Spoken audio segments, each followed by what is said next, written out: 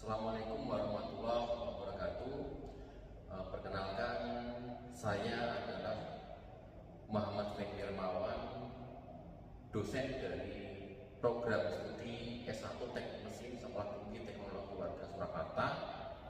Adapun untuk tahun akademik 2025-2026 ini, saya diberikan amanah untuk mengajar salah satu mata kuliah dasar di program studi S1 Teknik Mesin, yaitu Mekanika Kekuatan Material 1. Adapun mata kuliah Mekanika Kekuatan Material 1 merupakan mata kuliah dasar yang wajib diperoleh oleh mahasiswa S1 Teknik Mesin dan memiliki serangkaian capaian pembelajaran dan juga sub CPMK yang harus diterima oleh mahasiswa.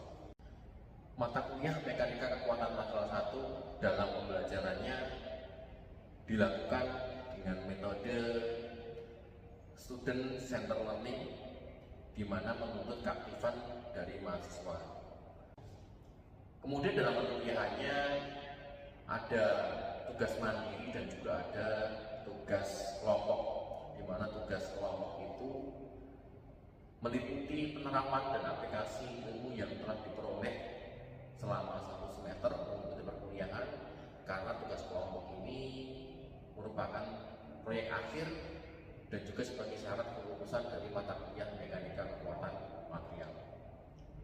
Adapun untuk penilaiannya kami sampaikan di kontrak awal perkuliahan, yaitu meliputi kehadiran 10%, kemudian nilai tugas 20%, nilai ujian tengah semester 30%, dan terakhir adalah nilai ujian akhir semester sebesar 40%. Untuk mata kuliah Mekanika Kekuatan Material 1 memiliki beberapa sub capaian pembelajaran mata kuliah, di mana yang pertama adalah mahasiswa mampu memahami tujuan perkuliahan, kompetensi yang akan dicapai, kemudian rencana materi dan penilaian. Ini kami sampaikan di pertemuan pertama. Kemudian di pertemuan kedua dan sampai keempat, yaitu mahasiswa mampu menghitung momen inersia, kemudian momen inersia penampang sederhana dan yang kompleks. Untuk berikutnya, sub CPMK untuk pertemuan 5, 6, dan 7, yaitu mahasiswa mampu memahami konsep dari tegangan dan regangan sederhana. Selanjutnya, pada pertemuan ke-9, sub CPMK-nya yaitu mahasiswa mampu memahami konsep mekanika, baik itu pembebanan dan deformasi, serta hukum Hooke. Sub CPMK berikutnya, mahasiswa mampu memahami tegangan dan regangan dalam arah 3 dimensi pada pertemuan ke-10 sampai 12. Kemudian mahasiswa mampu menganalisis struktur kolom dan juga menganalisis momen bending pada pertemuan ke-13 dan sampai dengan 15. Untuk ujian tengah semester atau UTS dilakukan di pertemuan ke-8, dan untuk ujian akhir semester atau UAS dilakukan di pertemuan ke-16. Selanjutnya, untuk presentasi rekaman video pembelajaran ini adalah dilakukan pada pertemuan ke-5, di mana sub CPMK-nya adalah konsep atau memahami konsep tegangan dan regangan sederhana. Nah, pada pertemuan ke-5 ini tujuan perkuliahan disampaikan di awal pertemuan, yang meliputi yaitu mahasiswa memiliki ketepatan dalam menghitung tegangan dan regangan pada struktur yang sederhana. Tujuan nomor 2 yaitu mahasiswa dapat mengaplikasikan, kemudian menghitung tegangan dan regangan baik akibat beban lateral maupun beban longitudinal. Dan tujuan yang ketiga adalah mahasiswa mampu menggunakan rumus modulus elastisitas dalam perhitungan studi kasus. Pada pertemuan ke-5, di mana membahas tentang tegangan dan regangan sederhana, disampaikan di awal pertemuan tujuan dari perkuliahan di hadapan mahasiswa, kemudian penyampaian materi secara aktif oleh dosen, dan juga interaksi tanya jawab diskusi dua arah antara mahasiswa dengan dosen, dan terakhir adalah evaluasi dengan pemberian tugas dan pengambilan nilai. Adapun untuk rubrik penilaian terkait dengan tugas, karena di setiap pertemuan biasanya kami lakukan evaluasi untuk mengukur sampai di mana materi atau ilmu diserap atau diterima oleh mahasiswa. Rubrik penilaian kami lampirkan di bagian berkas RPS, di mana kami mengacu pada penilaian secara kognitif dan afektif. Selanjutnya untuk materi pembahasan pada mata kuliah Mekanika Kekuatan Material di pertemuan kelima ini, yaitu membahas tentang konsep tegangan dan regangan sederhana, pengertian dari tegangan dan regangan, kemudian membahas diagram tegangan dan regangan hasil dari uji tarik, di mana diagram tegangan-regangan itu meliputi dua zona, yaitu zona plastis dan zona elastis. Kemudian konsep engineering memainkan zona yang mana, itu disampaikan semua di perkuliahan pertemuan kelima. Selanjutnya pada diagram tegangan-regangan disampaikan juga tentang posisi titik yield, kemudian ultimate stress, dan yang berikutnya adalah titik di mana terjadi fracture atau crack. Setelah selesai dengan pembahasan diagram tegangan dan regangan, pembahasan kemudian dilanjutkan dengan penyampaian terkait beban lateral dan longitudinal, di mana mahasiswa kami fokuskan untuk mencari atau menghitung nilai tegangan dan regangan akibat beban lateral dan longitudinal.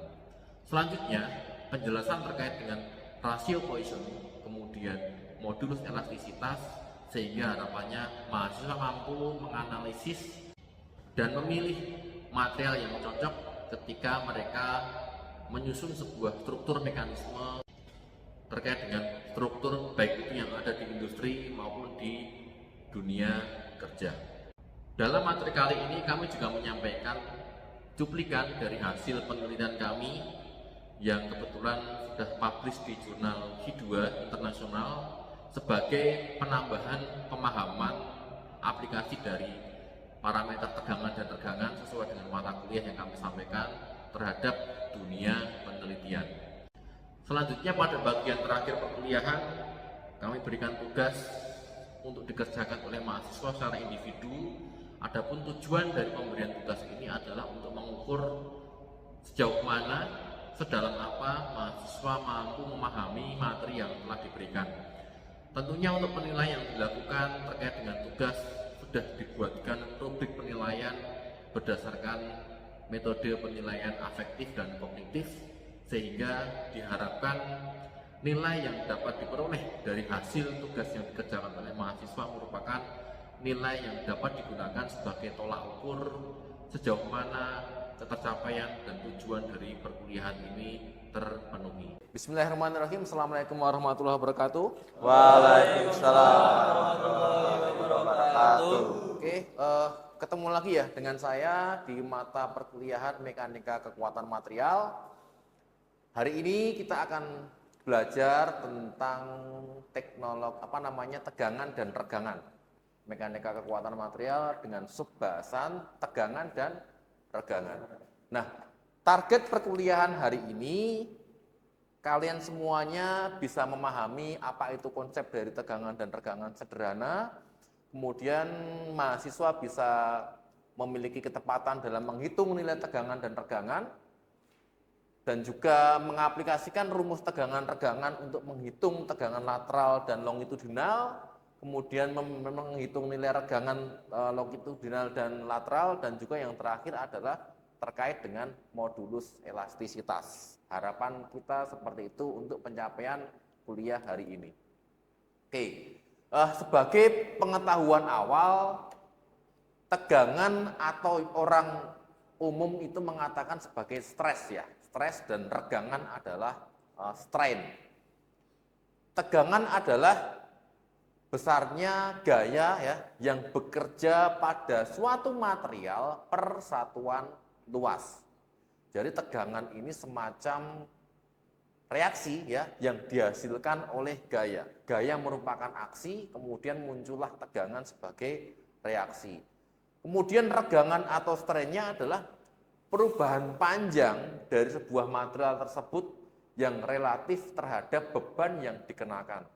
Sehingga cara gampangnya itu ketika sebuah material dikenakan tegangan, kemudian sebuah material dikenakan gaya, kemudian dia muncul tegangan dan menghasilkan regangan. Regangan itu bisa plus dan minus ya, bisa tambah panjangnya, bisa berkurang panjangnya tergantung arah dari gaya.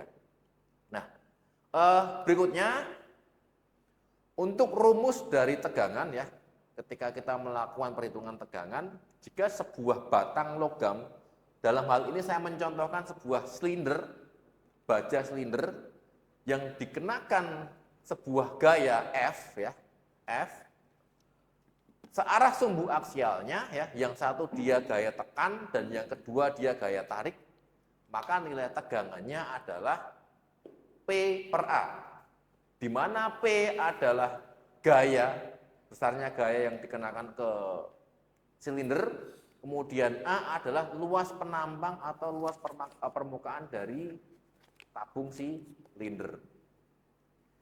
Bedanya ketika sebuah logam ini dikenakan gaya tekan, maka nilai delta L atau perpanjangannya dia akan berkurang atau minus. Kemudian ketika gaya ini dikenakan gaya tarik, maka nilai delta L atau perpanjangan perubahan batangnya itu adalah plus atau bertambah panjang. Dan untuk regangan normalnya ya, disimbolkan dengan epsilon. Epsilon di mana epsilon adalah delta L atau perubahan panjang tadi akibat gaya dibagi dengan L atau panjang awal silinder. Sampai di sini ada yang mau bertanya? Cukup ya? Sudah jelas ya, kita lanjutkan ya. Oke. Berikutnya terkait kalau bicara masalah tegangan dan regangan itu kita akan berikatan atau berkaitan dengan uji tarik.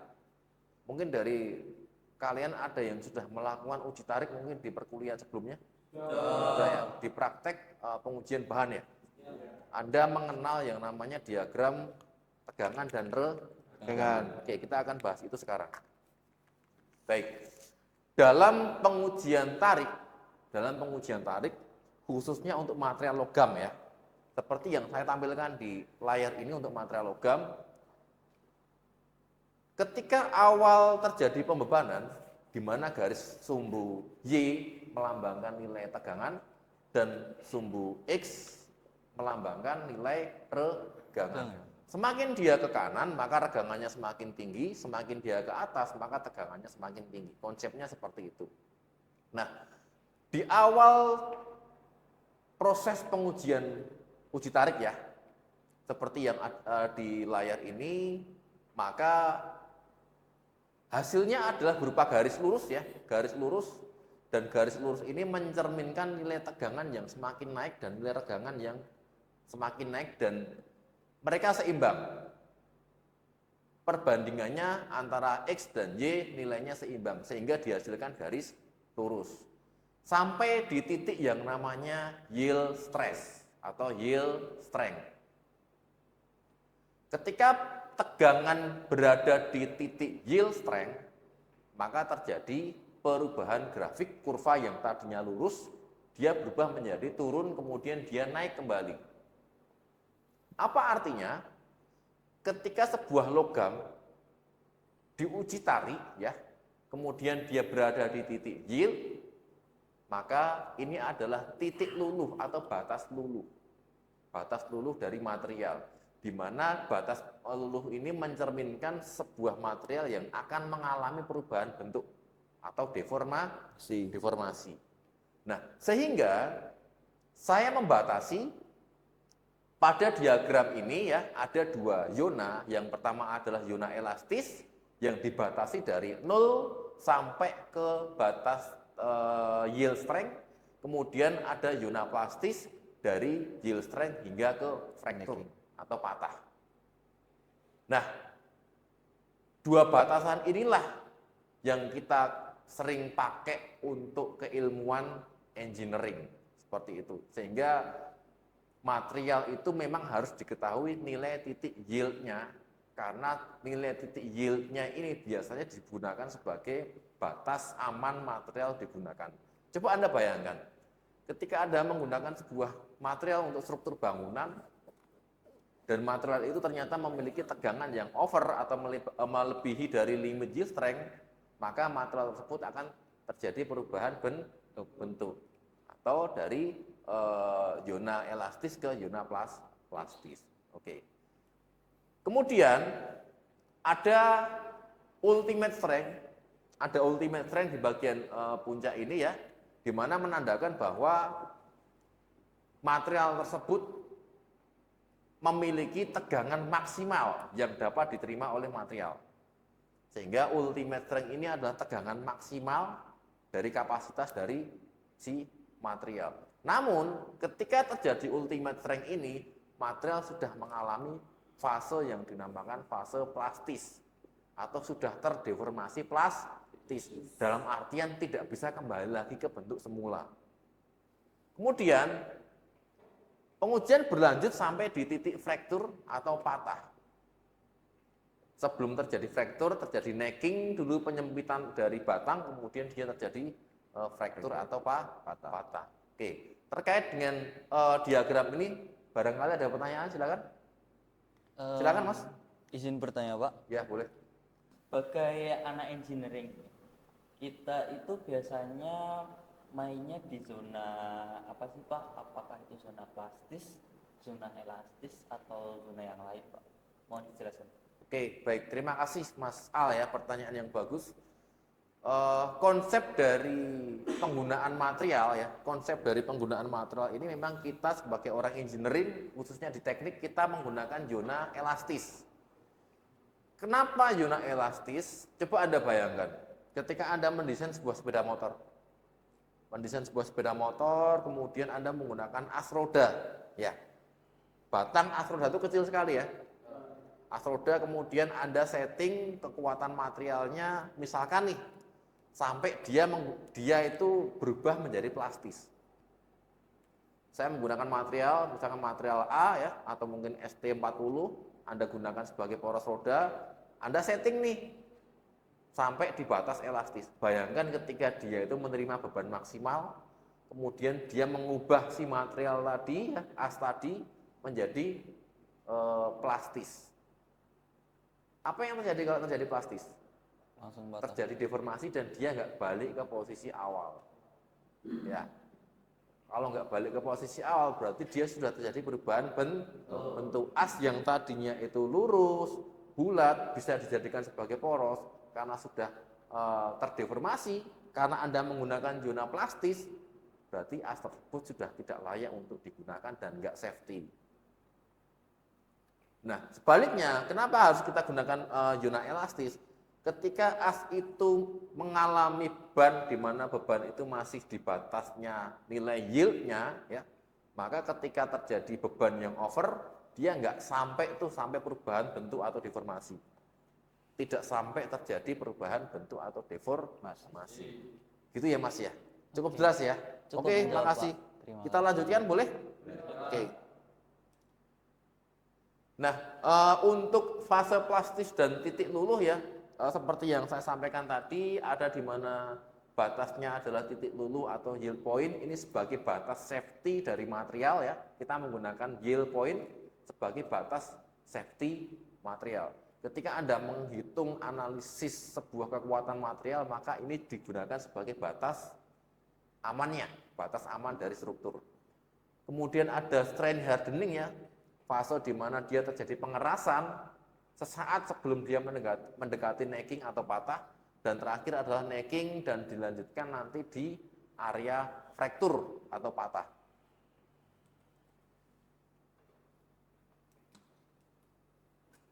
Oke, kemudian hukum Hooke ya, hukum Hooke di mana menjelaskan tegangan adalah modulus elastisitas dikalikan dengan regangan.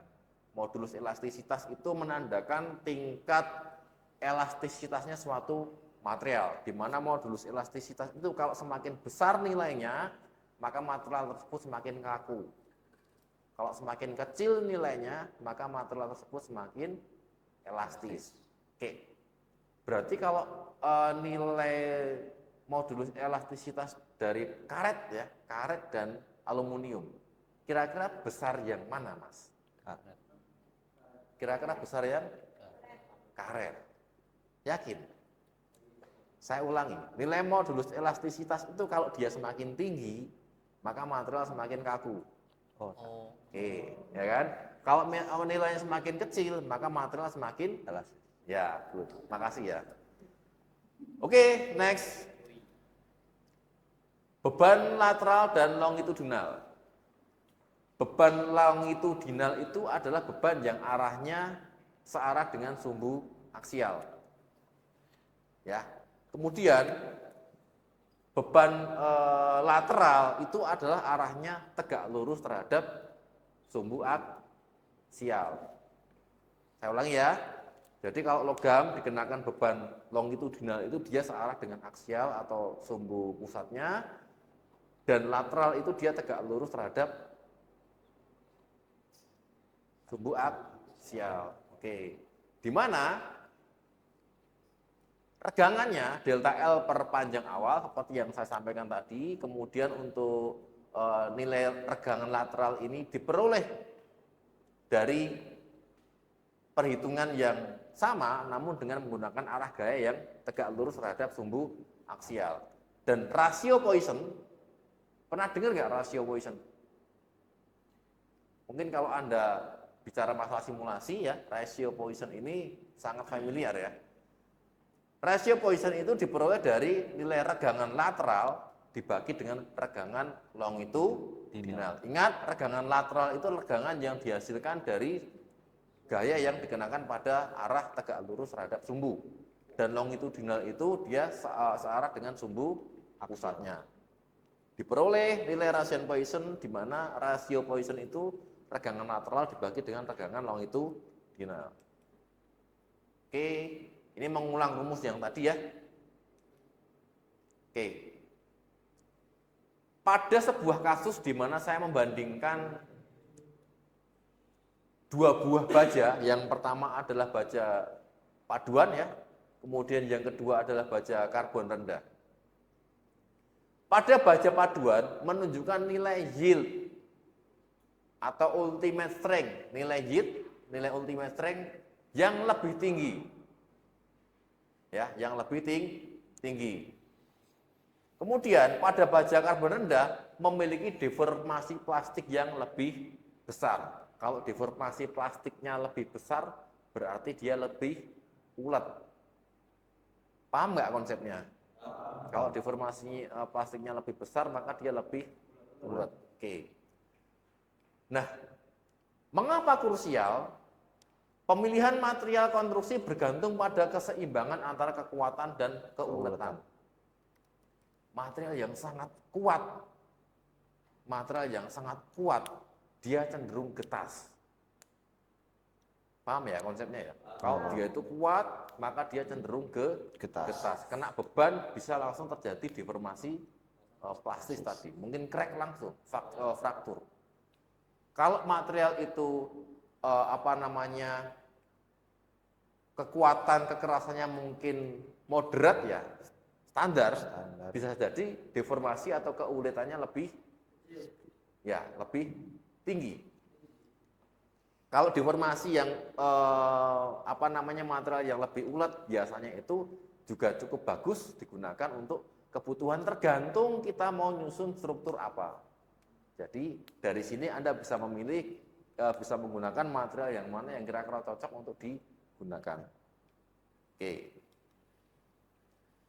Saya mencuplik dari hasil riset saya ya terkait dengan penelitian tentang connecting rod di ruang bakar, di mana saya mengenakan sebuah gaya tekan dari ruang bakar dari piston. Saya aplikasikan ke 3 material yang berbeda, aluminium, baja, dan besi cor. Nah, dari hasilnya dapat kita ketahui bahwa parameter utama untuk menentukan sebuah material itu cocok atau tidak digunakan sebagai penyusun suatu struktur adalah nilai batas yield-nya. Kalau tegangan yang dihasilkan ini kurang dari nilai yield, kurang dari batas tegangan yield ya, maka dia dianggap aman. Paham ya? Tetapi kalau nilai tegangannya itu melebihi nilai yield, maka itu sudah dianggap tidak aman. Oke. Secara konsep, Mas, gaya tekan itu menimbulkan tegangan. Tegangan ini kemudian dia diikuti dengan regangan. Tegangan di mana tegangan ini kurang dari nilai yield ya, maka nilainya safe atau aman. Tapi kalau tegangan ini melebihi dari nilai yield, maka berpotensi untuk terjadi deformasi plastis. Kalau bisa lebih besar lagi, maka dia berpotensi untuk terjadi fracture atau crack. Oke. Baik, apakah ada pertanyaan terkait dengan materi yang saya sampaikan? Ya, Pak. Silakan, Mas. Boleh ke slide yang bagian long. Oke, longitudinal ya. Oke, silakan. Nah, itu Pak, cara kita untuk menentukan nilai plus minusnya gimana, Pak? Baik. Baik, terima kasih pertanyaannya. Untuk beban longitudinal dan beban lateral ya. Ketika beban longitudinal atau aksial, maksudnya plus minus itu delta L-nya ya, Ya, bertambah atau berkurang ya. Ya. Kalau terjadi gaya tarik ya, terjadi gaya tarik, paham ya gaya tarik, maka nilai regangannya dia akan plus. Kalau terjadi gaya tekan, otomatis material semakin menyusut, maka nilai regangannya semakin berkurang, gitu ya. Kemudian untuk beban lateral ya, beban lateral itu gayanya itu ya, dia menekan ke sumbu utama, arah sumbu utama. Kalau dia itu positif, berarti dia gaya lateralnya harus berupa gaya tarik dari samping. Kalau dia negatif atau terjadi penurunan delta L, maka dia berupa gaya tekan dari samping. Itu ya Mas ya? Ada pertanyaan? Cukup? Oke. Yang dapat kalian simpulkan dari materi ini,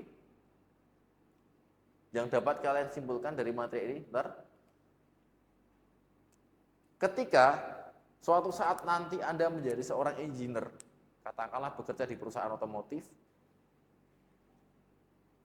kemudian Anda memilih suatu material ya untuk penyusunan mungkin shock breakernya atau mungkin pistonnya dan lain-lain, parameter apa yang tadi Anda lihat krusial? Kira-kira parameter tegangan. Tegangan itu krusial. Tegangan itu adalah efek dari gaya aksi berupa gaya atau tekan. Nah, kemudian parameter tegangan ini Anda bandingkan dengan nilai dari yield strength atau batas low. Namun Mas, di beberapa standar itu ada nilai safety factor, faktor keamanan. Di mana nilai safety factor itu tergantung dengan penggunaan masing-masing.